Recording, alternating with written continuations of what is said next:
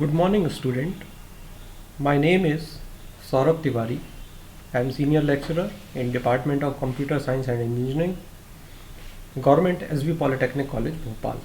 This is my second video lecture, and this is beneficial for all diploma engineering student and student who want to learn the concepts of Java.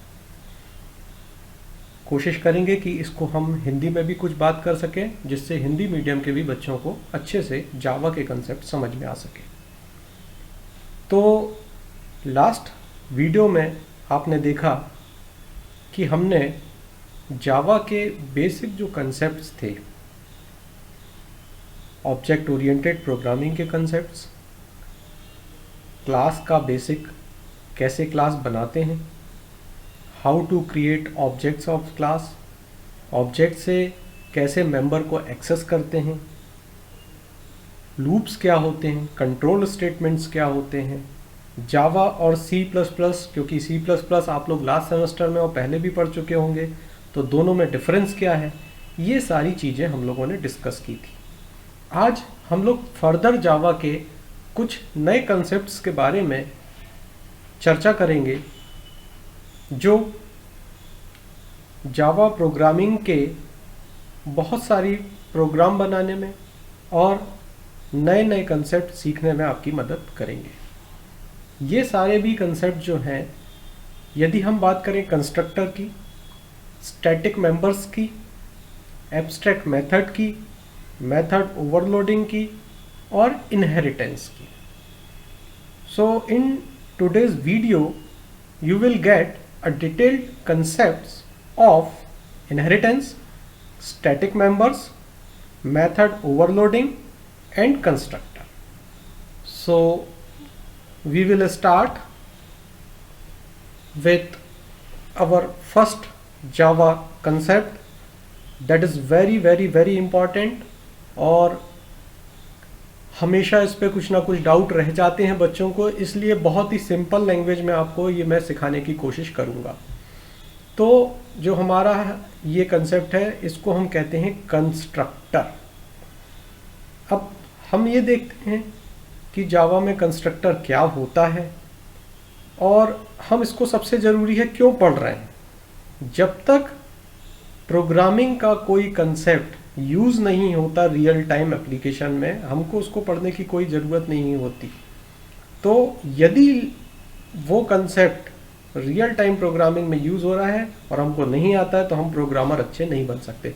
Constructor एक ऐसा method है, एक ऐसा concept है Java programming का, जो आपको लगभग सभी प्रोजेक्ट्स में यूज़ करना पड़ता है।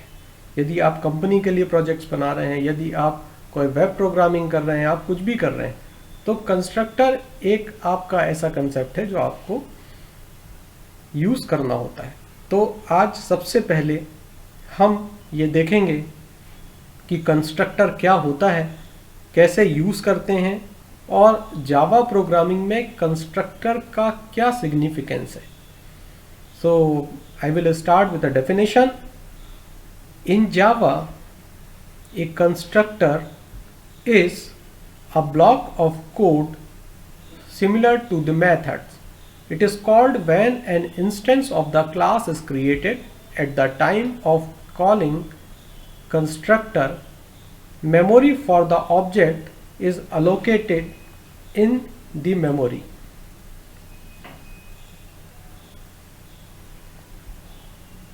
It is a special type of method which is used to initialize the object. Every time an object is created using the new keyword, at least one constructor is called. तो बच्चों, कहने का केवल इतना मतलब है कि सबसे पहली बात कि कंस्ट्रक्टर एक स्पेशल मेथड होता है। लास्ट वीडियो में मैंने आपको मेथड्स के बारे में बताया था। मेथड्स मतलब जिसको आप फंक्शन भी कहते हैं। अब फंक्शन में आप क्या करते हैं, एक फंक्शन का नाम होता है, बिल्कुल सही है, फंक्शन का नाम होता है, और या तो वो डिफॉल्ट फंक्शन होता है या उसमें पैरामीटर होते हैं। अब हमको जो कंस्ट्रक्टर देखना है, हम कहते हैं कि it is a special method which is use to initialise the object. तो बिल्कुल ठीक है, कंस्ट्रक्टर आपके ऑब्जेक्ट को ऑटोमेटिक इनिशियलाइज करने के लिए यूज होगा। ठीक है, अब हम कह रहे हैं स्पेशल फंक्शन, तो स्पेशल क्या है, इसके कुछ रूल्स हैं। जब भी आप किसी भी प्रोग्राम को बनाते हैं तो आप जानते हैं कि हमारे पास कुछ कीवर्ड्स होते हैं, कुछ हमारे पास रूल्स होते हैं, और हमारा कंपाइलर उन रूल्स, उन कीवर्ड्स पे ही काम करता है। यदि हमने कोई भी कीवर्ड या केस सेंसिटिव लैंग्वेज है उसमें अपने डेफिनेशन में या आप उसके डिक्लेरेशन में कुछ भी गलती कर देते हैं, कोई कीवर्ड को भी मिस कर देते हैं, तो आपका कंपाइलर एरर जनरेट करता है और बच्चे परेशान होते हैं। तो हमेशा जब भी कोई एक प्रोग्राम बनाओ, हमेशा एक चीज याद रखना कि जो भी उस प्रोग्राम में कीवर्ड है उसको हम लोग चेंज नहीं कर सकते। अब वो कीवर्ड कंपाइलर मैच करेगा। अगर हम एक एग्जांपल की बात करें तो हमने कहा जैसे क्लास, अब क्लास में अगर हमने स्पेलिंग है CLASS, अगर हमने क्लास की स्पेलिंग को CLAS कर दिया तो भी कंपाइलर एरर देगा। तो कीवर्ड्स का आपको बहुत ध्यान रखना पड़ेगा यदि आप कोई प्रोग्राम बनाना चाहते हैं। सबसे ज़्यादा जो बच्चों के साथ प्रॉब्लम देखने में आती है वो केवल एक आती है कि वो कीवर्ड ही गलत टाइप कर देते हैं, फिर परेशान होते रहते हैं कि मेरा प्रोग्राम नहीं चल रहा। तो प्रोग्राम क्यों नहीं चल रहा, आपने कीवर्ड का जो मैच है वो कंपाइलर नहीं कर पा रहा है, तो इसको ध्यान रखेंगे। कंस्ट्रक्टर में हमने देखा कि एक ऐसा मेथड है ये भी एक मेथड जो आपके क्लास के ऑब्जेक्ट को ऑटोमेटिकली इनिशियलाइज करेगा। जैसे ही कंस्ट्रक्टर आपकी क्लास का ऑब्जेक्ट बनेगा वैसे ही कंस्ट्रक्टर अपना कॉल होने लगेगा। तो अब अपन देखते हैं कि इसमें क्या रूल्स होते हैं, कौन सा कीवर्ड यूज करना है, और उसका एक छोटा सा अपन प्रोग्राम भी बना के देखेंगे जिससे हमको पूरा कॉन्फिडेंस आ जाए इस वीडियो को देखने के बाद कि आप कंस्ट्रक्टर बना सकें और उसका प्रोग्राम चला सकें। तो आगे बढ़ते हैं। अब हम सीधे आ जाते हैं rules for creating Java constructor. जैसे मैंने आपको थोड़ी देर पहले बताया कि ये ऑब्जेक्ट को ऑटोमेटिकली इनिशियलाइज करना यूज हो रहा है। तो नेचुरली जब कोई फंक्शन बनाना है, कोई मेथड बनाना है तो उसके रूल होंगे, क्योंकि आप इसको कह रहे हो कि ये नॉर्मल फंक्शन नहीं है। अब जब नॉर्मल फंक्शन नहीं है तो स्पेशल फंक्शन है। भाई स्पेशल मतलब स्पेशल क्या है, क्या उसको स्पेशल बना रहा है, अगर हमको ये पता चल जाए तो कंस्ट्रक्टर समझ में आ जाएगा। तो अब हम उसके रूल देखते हैं। Rule number 1, constructor name must be the same as its class name. मतलब कंस्ट्रक्टर का जो भी आप नाम रखोगे वो ऐसा नहीं होगा कि आपने किसी भी मेथड का नाम कुछ भी रख लेते थे।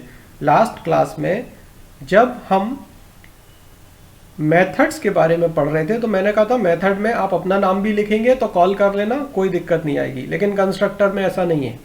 कंस्ट्रक्टर में हमको क्या करना पड़ेगा, जो हमारी क्लास का नाम है वैसा ही सेम नाम हमको कंस्ट्रक्टर का भी देना पड़ेगा। कहने का मतलब यदि आपने क्लास नेम लिखा है क्लास XYZ, तो अब आपका जितने भी उस क्लास XYZ के कंस्ट्रक्टर बनेंगे उन सभी कंस्ट्रक्टर का नाम आपको XYZ ही रखना पड़ेगा। अगर आपने दोनों के नाम, क्लास का नाम और कंस्ट्रक्टर का नाम चेंज कर दिया है तो वो कंस्ट्रक्टर नहीं कहलाएगा, वो एक नॉर्मल फंक्शन बन जाएगा। तो ये सबसे बहुत इंपॉर्टेंट रूल है जिसको आपको याद रखना पड़ेगा। Constructor name must be the same as its class name. Constructor का नाम उसकी क्लास के नाम के जैसा होना चाहिए। ठीक है, नेक्स्ट रूल देखते हैं। A constructor must have no explicit return type. अभी तक हम लोग जो फंक्शन बनाते थे हम लोग वॉइड लगाते थे, अगर आपको याद हो तो यहाँ कंस्ट्रक्टर पे आप जब बनाते हैं तो आपको याद रखना होगा कि कंस्ट्रक्टर का कोई भी रिटर्न टाइप नहीं होता, मतलब इसमें वॉइड वगैरह आपको नहीं लगाना है। आगे हम देखते हैं, a Java constructor can not be abstract, static, final and synchronized. ये जो आप वर्ड देख रहे हो अभी, एब्स्ट्रैक्ट, स्टैटिक, फाइनल, सिंक्रोनाइज्ड, ये वर्ड आप कंस्ट्रक्टर में उपयोग नहीं करेंगे। अब ये वर्ड क्या होते हैं, कैसे अपन इनको यूज करते हैं, ये अभी हम फर्दर जैसे जैसे लेक्चर की तरफ बढ़ते जाएंगे ये सारे आपको क्लियर होते जाएंगे। ठीक है, एक शॉर्ट इंफॉर्मेशन के लिए आपको मैं बता दूं कि एब्स्ट्रैक्ट जो होती हैं, नॉर्मली हम एब्स्ट्रैक्ट कीवर्ड जब यूज करते हैं जब हमको एक फाउंडेशन के लिए क्लास बनाना होता है। स्टैटिक जो होता है हमको मेमोरी मैनेजमेंट के लिए यूज होता है और इसको भी हम आगे देखेंगे। फाइनल करने के लिए यूज होते हैं, मतलब हम बार बार वैल्यू चेंज नहीं करेंगे फाइनल अगर कर दिया है तो। ये कैसे करते हैं इसका एक प्रोग्राम देखेंगे तो आपको बिल्कुल समझ में आएगा। देन सिंक्रोनाइज मुझे लगता है सबको पता होगा कि हमको जब भी किसी चीज को सिंक्रोनाइज मतलब मैच करना है। तो ये सारे चीजों को हम आगे डिटेल भी देखेंगे। अभी केवल हमने जो मेन रूल था कंस्ट्रक्टर का वो देखा कि यदि आपको कंस्ट्रक्टर क्रिएट करना है तो नंबर 1 कंस्ट्रक्टर का जो नाम होगा वो क्लास के नाम की तरह होगा। नंबर 2 कंस्ट्रक्टर का कोई भी रिटर्न टाइप नहीं होगा।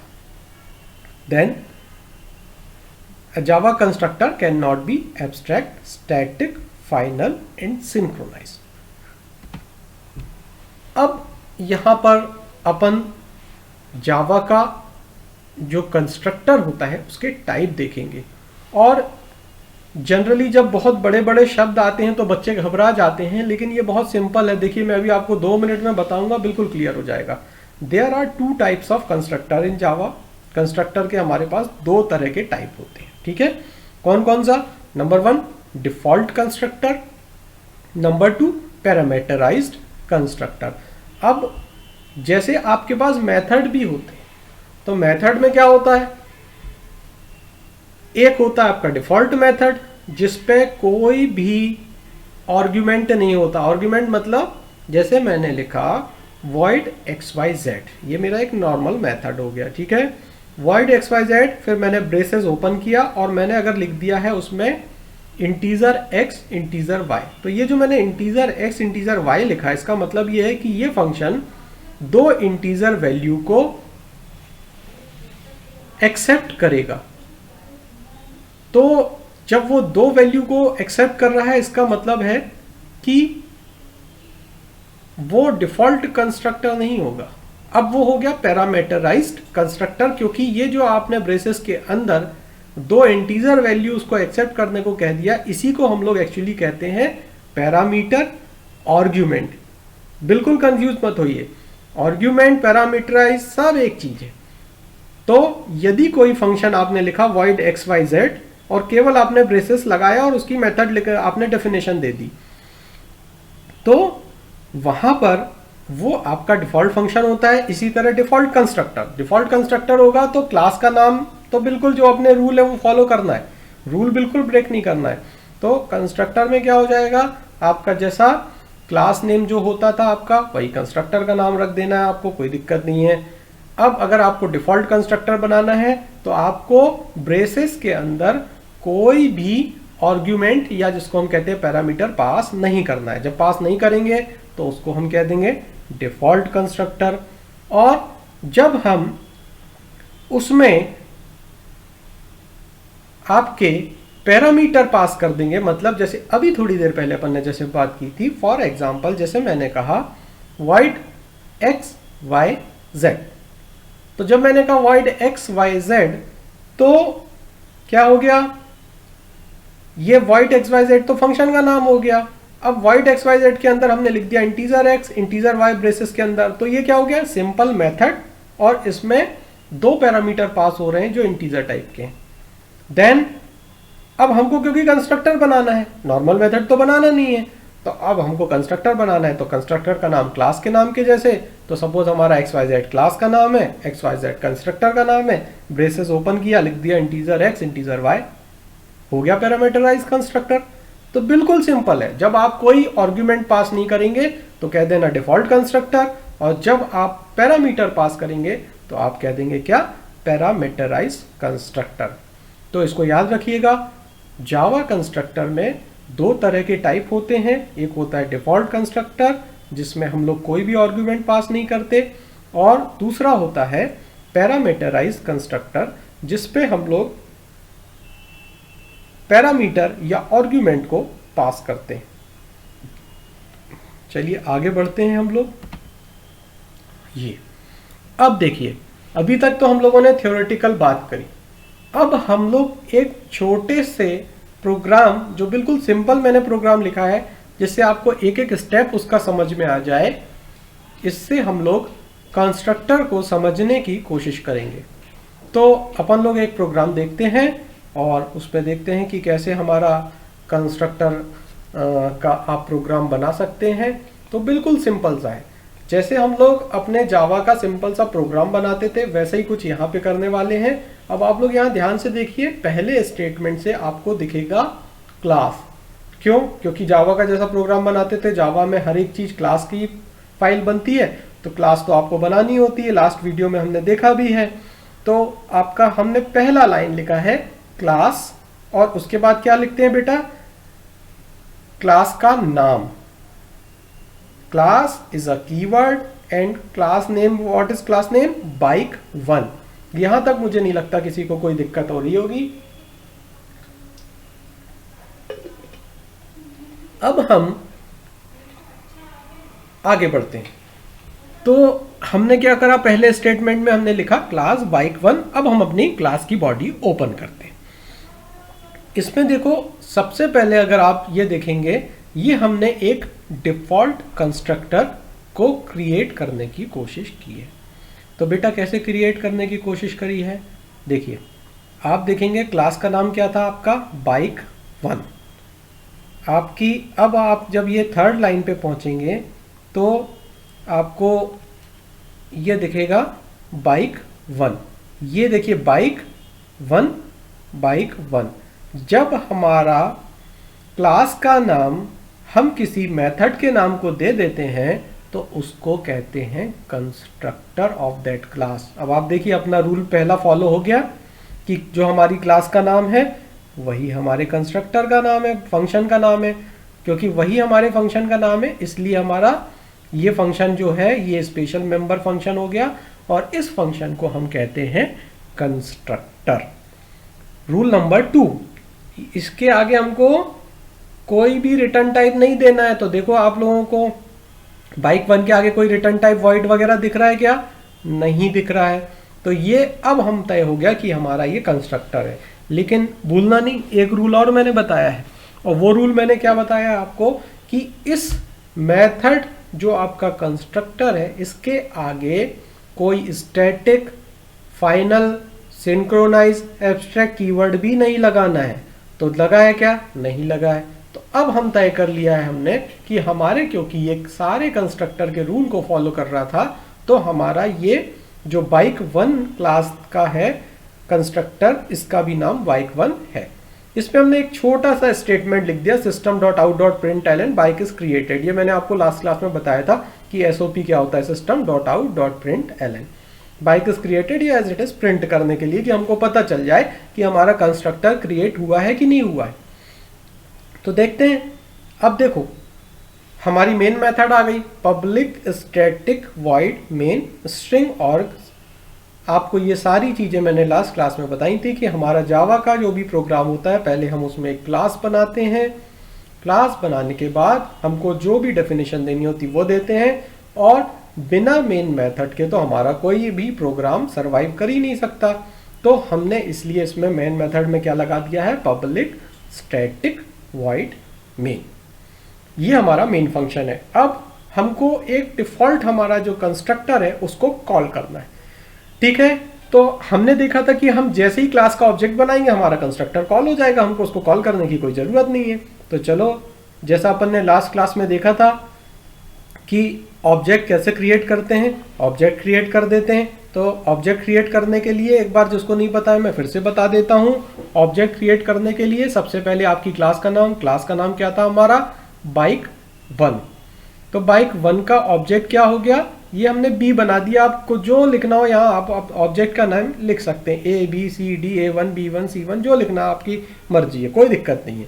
लेकिन कौन सी क्लास का आपको ऑब्जेक्ट बनाना है उसका नाम यहाँ पर सेम लिखना ही पड़ेगा। तो ये हो गया bike1, ऑब्जेक्ट बना दिया b, is equal to new हमारा कीवर्ड है और bike1 ये हमारी क्लास का नाम है। इस तरह से हमारा सिंटेक्स होता है। किसी भी क्लास का ऑब्जेक्ट बनाना होता है तो हम क्या लिखते हैं, class name space object name is equal to new, then space जो भी हमारी क्लास का नाम है वो, और आपका फंक्शन का सिंबल लगाते हैं।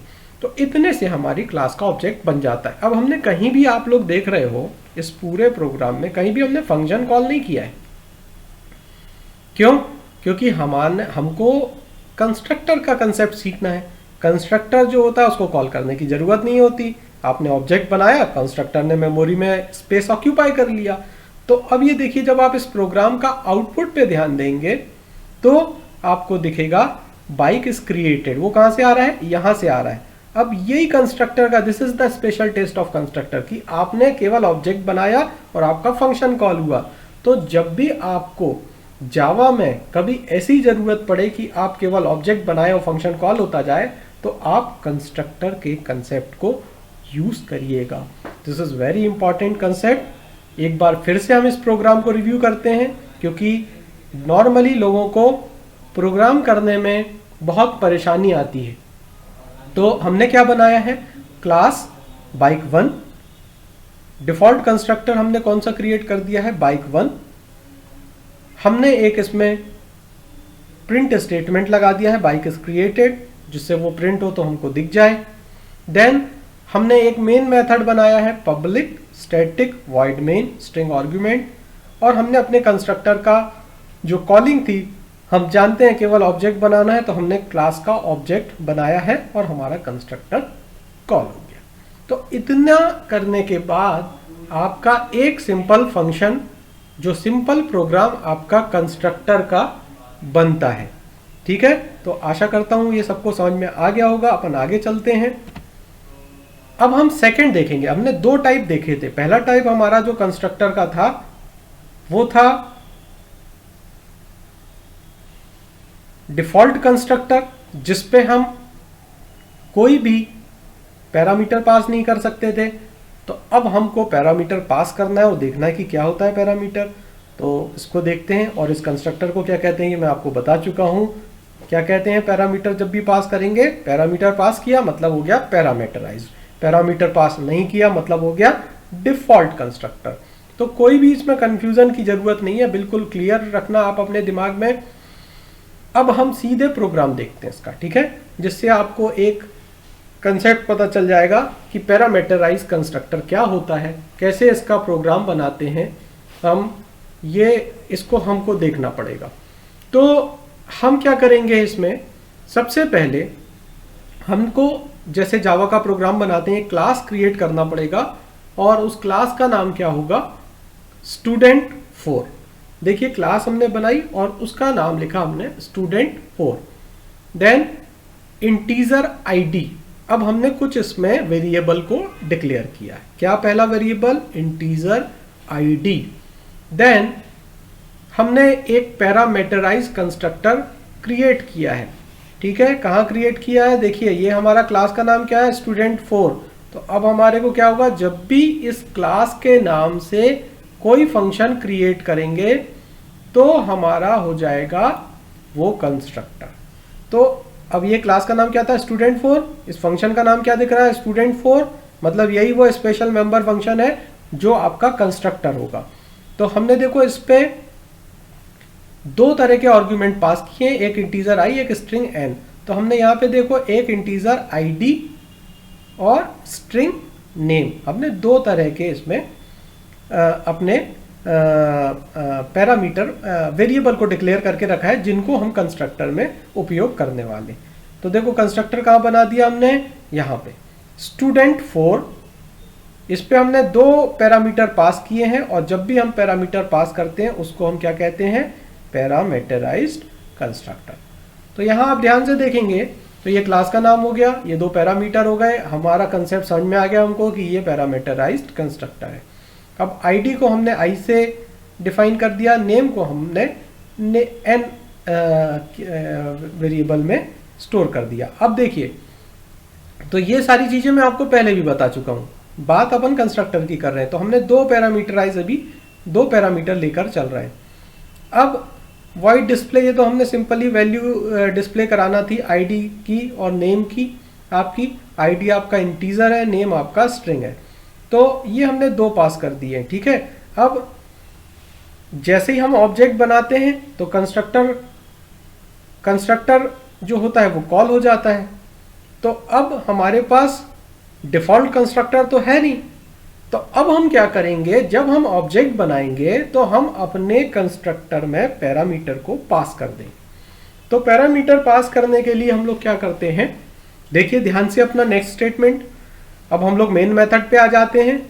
ये सब तो बिल्कुल सिंपल जैसा अपन नॉर्मल प्रोग्राम में करते हैं वो ही कर रहे हैं, केवल अपन ने ये कंस्ट्रक्टर बनाया है पैरामीटराइज, इसको हम सीखने की कोशिश कर रहे हैं। तो हमारा कंस्ट्रक्टर बन गया, पैरामीटर पास हो गए। अब हम नेक्स्ट स्टेटमेंट पे पढ़ते हैं। तो नेक्स्ट स्टेटमेंट हमारा क्या है, पब्लिक स्टैटिक वॉइड मेन। ये हमारा मेन मेथड है, ये मेन मेथड शुरू हो गया। जैसे ही मेन मेथड शुरू हुआ तो हमने क्या कर दिया, student4, ये student4 क्या है, हमारा क्लास का नाम है। हमने इसका एक ऑब्जेक्ट बना देते, चलो ऑब्जेक्ट बना दिया S1, और हमने S1 ऑब्जेक्ट में क्या इंस्टेंशिएट कर दिया है, न्यू student4 111 KARAN। तो 111 क्या हो गया आपका, आईडी का अपन ने वैल्यू दे दिया है, और स्ट्रिंग एक वैल्यू देनी थी नेम के लिए, तो हमने क्या दे दिया, करण।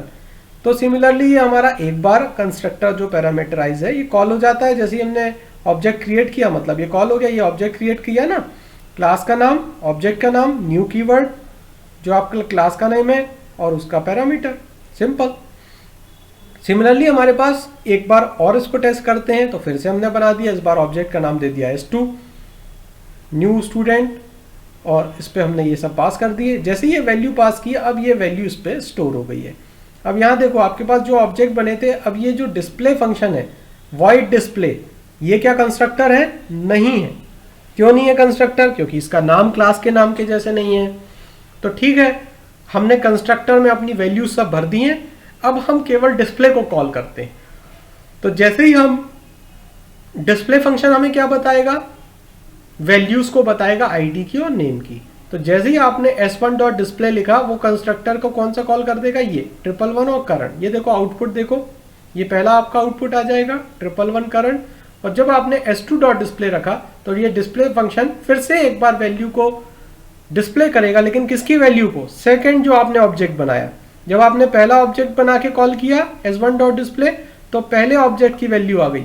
जब दूसरा ऑब्जेक्ट आपने कॉल किया तो आपके दूसरे ऑब्जेक्ट की वैल्यूज आ गए। तो इस तरह से पैरामीटराइज कंस्ट्रक्टर को हम लोग यूज करते हैं। पैरामीटराइज कंस्ट्रक्टर बिल्कुल सिंपल है, आपको पैरामीटर एक पास कर देना है, दो पास कर दें, एक पास कर दें, तीन पास कर दें, कोई दिक्कत नहीं है, पर पैरामीटर पास करना है तो वो आपका पैरामीटराइज कंस्ट्रक्टर हो जाएगा। रूल सेम रहेंगे, क्लास का नाम, कंस्ट्रक्टर का नाम सेम, स्टैटिक फाइनल कुछ भी नहीं यूज करना है, एब्स्ट्रैक्ट यूज नहीं करना है, रिटर्न टाइप नहीं देना है। तो मेरे ख्याल से ये आपको समझ में आ गया होगा। पैरामीटराइज कंस्ट्रक्टर बिल्कुल सिंपल सा है। नेक्स्ट अब हम बढ़ते हैं कंस्ट्रक्टर ओवरलोडिंग की तरफ। आप लोगों ने बहुत बार ये शब्द ओवरलोडिंग सुना होगा। जब भी हम लोग प्रैक्टिकल लेते हैं और एक्सटर्नल बन के जाते हैं, पूछते हैं तो बच्चों को ओवरलोडिंग बोलते हैं, बहुत तरह की बातें करते हैं बच्चे ओवरलोडिंग। और प्रॉब्लम बस इतनी सी है कि उनको बेसिक कंसेप्ट समझ में नहीं आता। अब मैं आपको कंस्ट्रक्टर ओवरलोडिंग पढ़ाने के पहले थोड़ा सा मेथड ओवरलोडिंग भी बताऊंगा, और कारण उसका ये है कि जिसको मेथड ओवरलोडिंग समझ में आ गया, अब उसको वो कंस्ट्रक्टर दे दो या किसी भी तरह का फंक्शन दे दो, उसको ओवरलोडिंग समझ में आ जाएगा। करना कुछ भी नहीं है, बहुत ही सिंपल कंसेप्ट है। जब भी मैंने कहा हम मेथड मतलब फंक्शन ओवरलोडिंग, मेथड ओवरलोडिंग एक ही चीज है, कोई दिक्कत नहीं। जैसे ही मैंने कहा फंक्शन ओवरलोडिंग, तो आपको सबसे पहले दिमाग में एक चीज आना है, केवल एक चीज, कि हमको फंक्शन को ओवरलोड करना है, मतलब किसी में लोड को बढ़ाना है। तो लोड को बढ़ाना है मतलब कैसे, नाम आपका जो होगा फंक्शन का वो सेम होगा। ठीक है, फंक्शन का नाम सेम कर देते हैं। लेकिन क्योंकि ओवरलोड करना है तो उसी नाम के फंक्शन को 2-4 बार यूज करना पड़ेगा, तब तो वो ओवरलोड होगा। ओवरलोडिंग, मेथड ओवरलोडिंग का मतलब है you have to use same name function for more than one way. आपको एक से ज्यादा तरीके से एक ही नाम के फंक्शन को यूज करना है। तो जब आप एक ही नाम के फंक्शन को एक से ज्यादा तरीके से यूज करते हैं तो उस कंसेप्ट को कहते हैं मेथड ओवरलोडिंग या फंक्शन ओवरलोडिंग।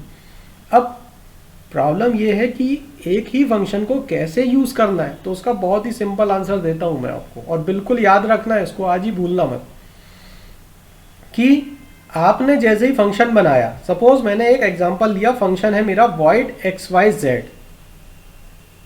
फंक्शन का नाम है void xyz। सबसे पहले मैंने लिखा void xyz और उसका एक आर्गुमेंट बनाया इंटीजर i। फिर मैंने दूसरा फंक्शन बनाया, उस फंक्शन का नाम भी सेम रख दिया void xyz, लेकिन पैरामीटर डिफरेंट कर दिए। अब मैंने पैरामीटर क्या पास कर दिया, इंटीजर x इंटीजर y।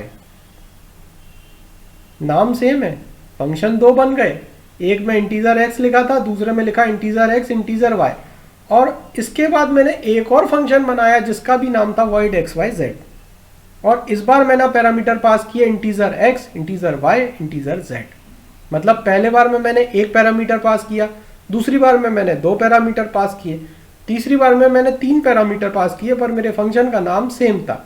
मतलब सेम नेम के फंक्शन को डिफरेंट तरीके से यूज करने को ही हम कहते थे मेथड ओवरलोडिंग। तो हो गया मेथड ओवरलोडिंग।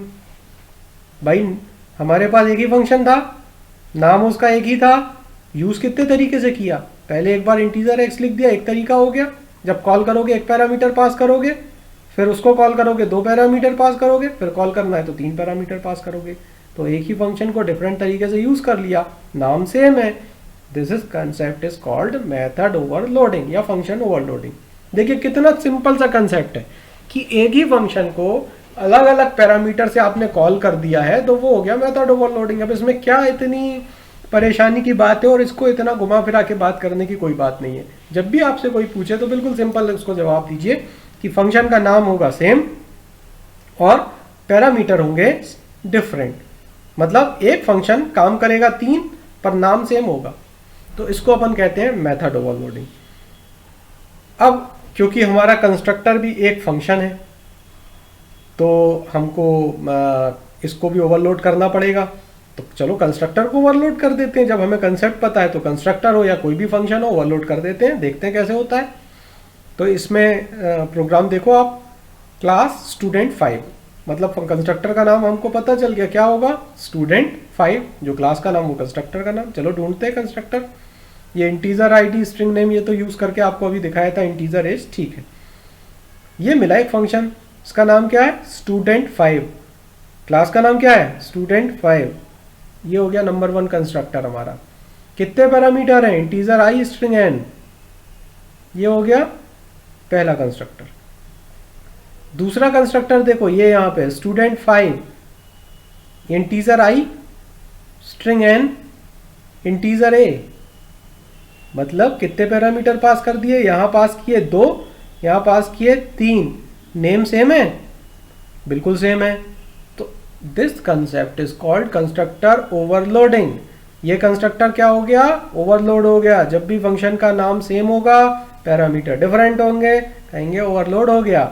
अब देखो जैसे ओवरलोड हो गया तो जब कॉल करने वाले हैं तो ऑब्जेक्ट बना रहे हैं तो क्या कर रहे हैं, देखो वैसे ही स्टूडेंट 5 का S1 S2 तो ये आपको भी बना के बताया था। S1 जब ऑब्जेक्ट बनाया तो न्यू स्टूडेंट 5 क्या पास कर दिया, 111 करंट। और जो दूसरा आपका ओवरलोड कंस्ट्रक्टर था वो कौन सा था, ये देखो 3 पैरामीटर 222 RN25। तो ये जब आप दोनों तरह के फंक्शन देखेंगे, डिस्प्ले से कॉल किया ये तो अभी बताया था आपको। तो इस तरह से सीधा सीधा एकदम समझना है कि जब भी हम पैरामीटर का काउंट बढ़ा देते हैं, कभी 2 कभी 3, तो वो फंक्शन भी डिफरेंट हो जाता है लेकिन नाम सेम रहता है। और जब हम सेम नेम के फंक्शन को अलग अलग तरीके से यूज करेंगे तो इस कंसेप्ट को कहते हैं फंक्शन ओवरलोडिंग। और जब उस फंक्शन का नाम क्लास के नाम के जैसे होगा, उसका कोई रिटर्न टाइप नहीं होगा, स्टैटिक फाइनल वगैरह नहीं लगाओगे, तो उसको कह देंगे कंस्ट्रक्टर ओवरलोडिंग। ये बिल्कुल सिंपल लैंग्वेज में मैंने आपको बताने की कोशिश की है। आशा करता हूं ये समझ में आया होगा। आगे चलता हूं। स्टैटिक मेंबर, ये भी बड़ी परेशानी है बच्चों को। स्टैटिक करते हैं, स्टैटिक समझ में नहीं आता। सबसे पहले एक चीज़ ध्यान रखना कि हम लोग जब भी प्रोग्रामिंग करते हैं तो हम लोगों को मेमोरी में किन ऑब्जेक्ट को कहाँ जगह देना है उसके बारे में सोचना पड़ता है। तो स्टैटिक मेंबर्स जो होते हैं वो मेमोरी मैनेजमेंट के लिए यूज़ होते हैं, लेकिन इनका एक सिंपल सा कंसेप्ट है कि क्यों यूज़ करना है, क्योंकि जब तक क्यों का जवाब नहीं दूंगा तो आप लोग उसको पढ़ने में मज़ा नहीं आएगा आपको। तो चलो ढूंढते हैं क्यों का जवाब। सबसे पहले डेफिनेशन देखते हैं। In Java static members are those which belong to the class and you can access these member without instantiating the class। एक बार फिर से पढ़ता हूँ। In Java, static members are those which belong to the class and you can access these members without instantiating the class। मतलब static members को access करने के लिए क्लास को इंस्टेंशिएट करने की आवश्यकता नहीं है। इसको अभी एग्जांपल देखेंगे तो आपको और बताऊंगा। Static keyword can be used with method, field, classes, block. Static किसी के साथ भी यूज करो, कोई दिक्कत नहीं। You can create a static method by using the keyword static. अब देखो ये मैंने लिख दिया है कीवर्ड स्टैटिक, भूलना मत इसको। जब भी लिख दिया जाए कीवर्ड तो अब कहीं एस कैपिटल लिखा हो तो एस कैपिटल मत कर लेना। स्टैटिक मतलब STATIC ऑल स्मॉल्स, ठीक है। चल, static methods can access only static fields.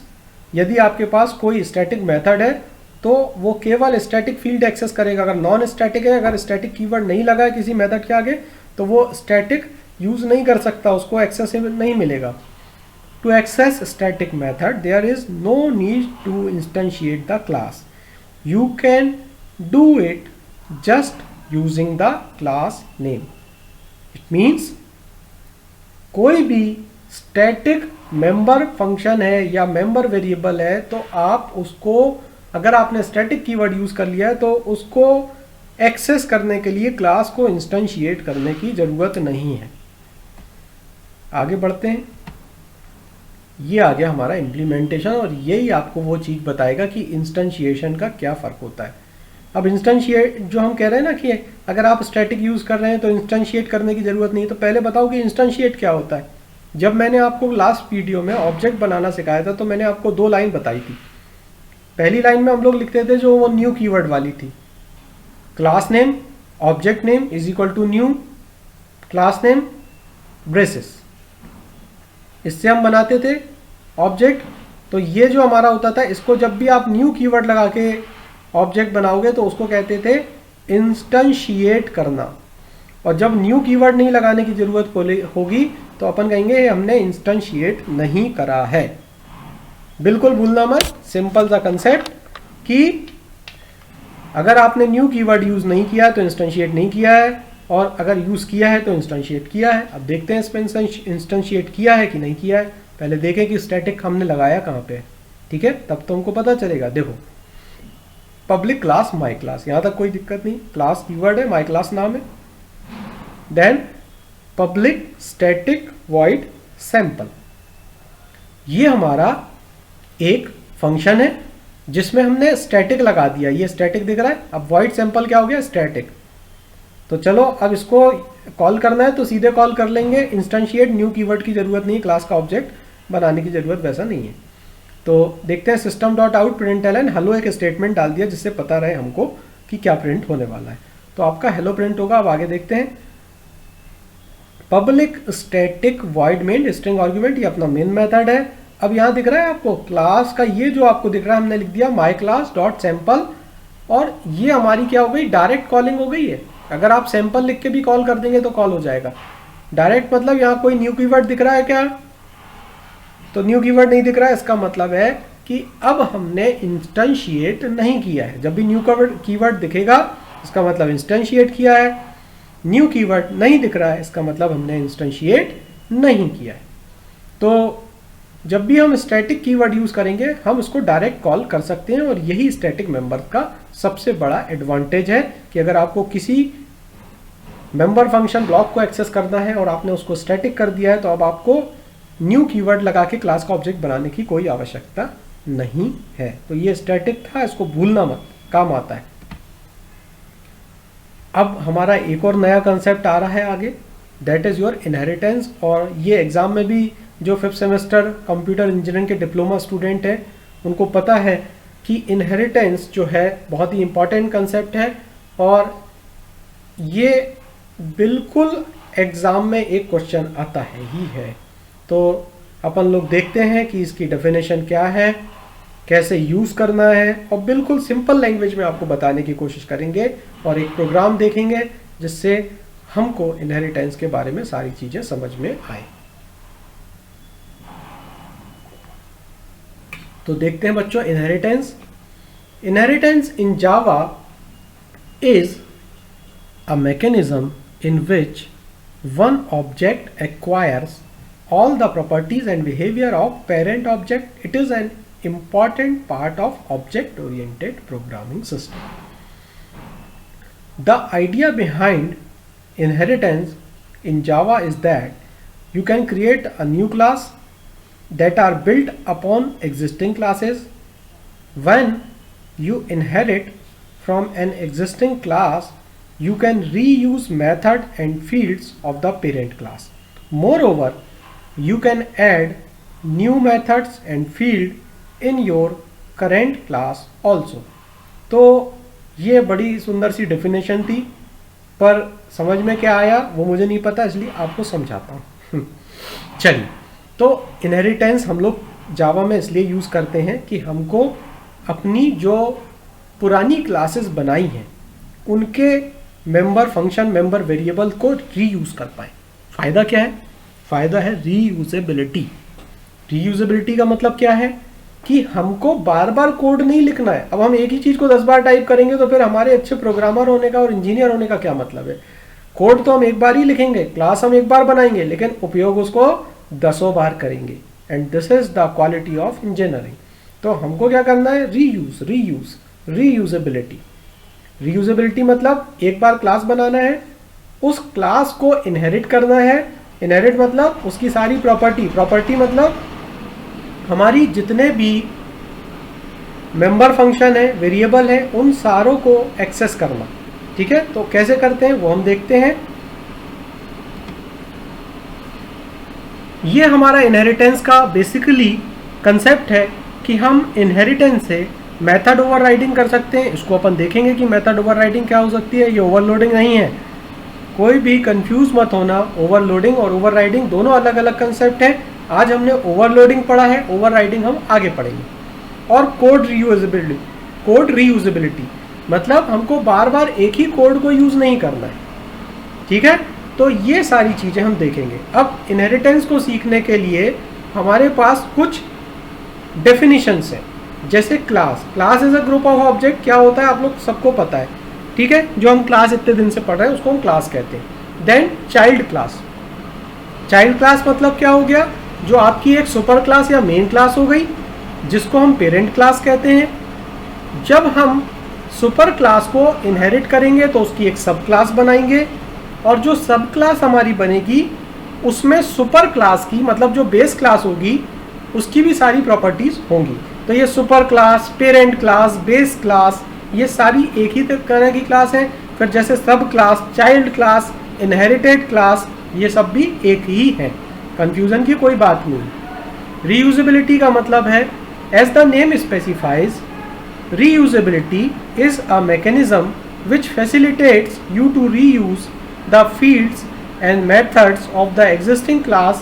When you create a new class, you can use the same field and methods already defined in previous class. हमने जो भी previous class में define किया है उन सबको reuse करने को ही हम inheritance कहते हैं। तो इसका एग्जाम्पल देखेंगे, समझ में आएगा। सबसे पहले सिंटैक्स कि कैसे बनाना है। केवल आपको दो चीज़ें याद रखना है।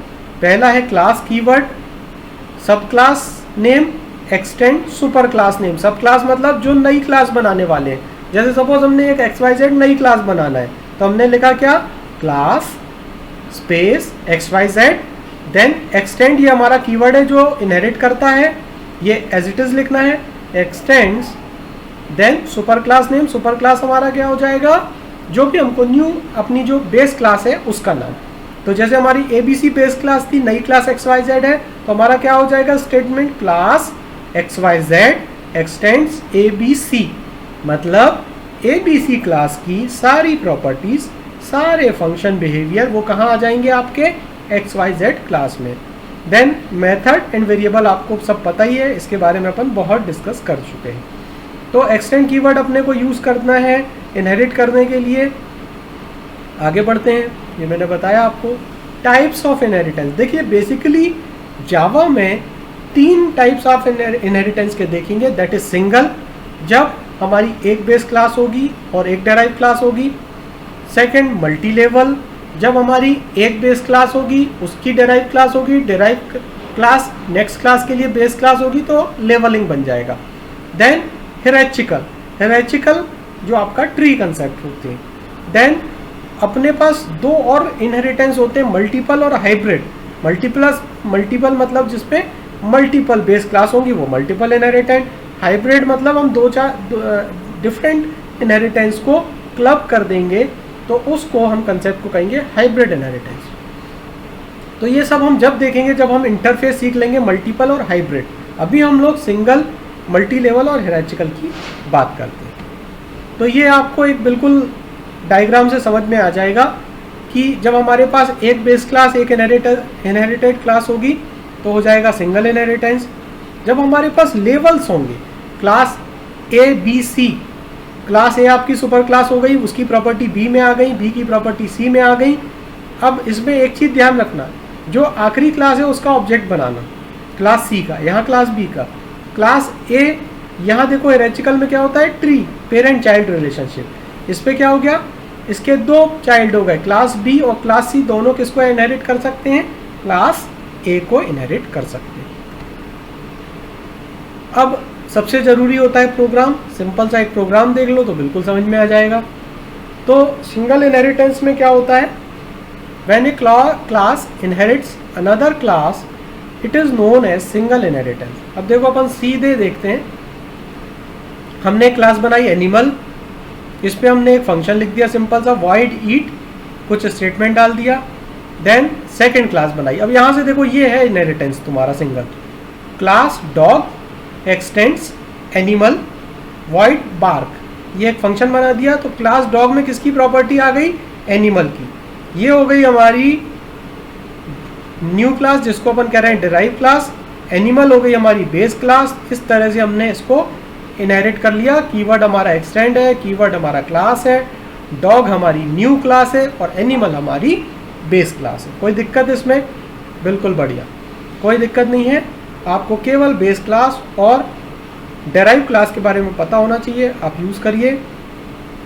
इसमें हमने एक फंक्शन बना दिया है सिंपल सा, कोई दिक्कत नहीं है। अब ये कहाँ पे काम आएगा कि किसका ऑब्जेक्ट बनाना है और कॉल कैसे करना है। तो ये हमने क्लास टेस्ट इनहेरिटेंस बनाया, ये हमारी मेन, जिसमें भी हमारी मेन मेथड होती है वो हमारी मेन क्लास होती है। इसी से आपको प्रोग्राम के नेम को भी सेव करना है, ये अपन लास्ट क्लास में बात कर चुके हैं। तो देखो class test inheritance public static void main. अब किसका ऑब्जेक्ट बनाओगे, आपके इनहेरिटेड क्लास का। कौन सी है, डिराइव क्लास डॉग। तो हमारी जो ये डॉग क्लास है इसका हमको ऑब्जेक्ट बनाना है, तो कैसे बना दिया हमने, डॉग डी न्यू डॉग, ये हमारा ऑब्जेक्ट बनाने का तरीका है। Class name, object name, new keyword, function का नाम। अब देखो ये ऑब्जेक्ट तो हमने बनाया है डॉग क्लास का, पर इस क्लास के ऑब्जेक्ट से हम दोनों क्लास के फंक्शन को कॉल करेंगे। और यही कंसेप्ट है इनहेरिटेंस का, कि अब हमारी जो बेस क्लास की सारी प्रॉपर्टी कहाँ आ गई है, डेराइव क्लास में।